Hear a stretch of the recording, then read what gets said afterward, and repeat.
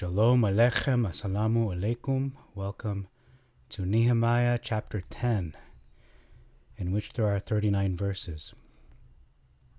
Skipping ahead to verse 29, we have our first difference and our first big difference of this chapter. It reads here, the rest of the people, verse 28, the rest of the people, the priests, the Levites, the porters, the singers, the NEHEMIAH, and everyone who drew off from the nations of the land to the law of Elohim, their wives, their sons, their daughters, everyone who had knowledge and understanding, were urgent with their brethren and bound them under a curse, and entered into a curse and into an oath to walk in the law of Elohim, which was given by the hand of Moshe, the servant of Elohim, to keep and to do all the commandments of Hashem and his judgments and his ordinances. So what's the big difference here? Well, when we look at the word for curse, it says here curse, it is Allah, Hebrew Allah. 0423, which means oath. It can also mean oath of covenant or even curse. Now, is this a correct interpretation to say that entering into a covenant with Elohim, the Elohim of Israel specifically, is a curse? And you're bound under a curse when you enter an oath with him? Personally, I would say no. Obviously, it's a blessing to be able to make covenant and make an oath and an alliance, you could even say, with the Elohim of Israel. So, simply, I believe this is a mistranslation. Let's read in the Masoretic as well, just for transparency's sake. They clave to their brethren, their nobles, and entered into a curse. It says the same thing, except the second one says into an oath. So that is more correct, to walk in Elohim's law, etc. So I submit to you a alternate translation of this verse. I'm going to read it in my alternate understanding. Were urgent with their brethren and bound them under an oath, and entered into a covenant and into an oath to walk in the law of Elohim. So that is my alternate interpretation of this verse.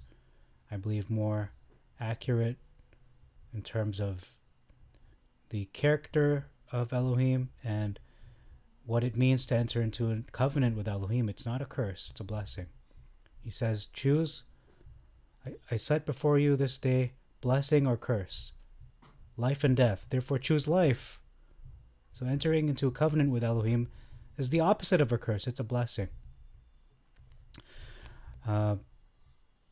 So this is a mistranslation in both the Brenton Septuagint and the Masoretic text. Just saying it, calling it like it is. So it should not read curse in both, but rather oath or covenant. And the Masoretic gets it right for the second instance of that word Allah. Verse 34, we have an omission of for the office of wood bearing.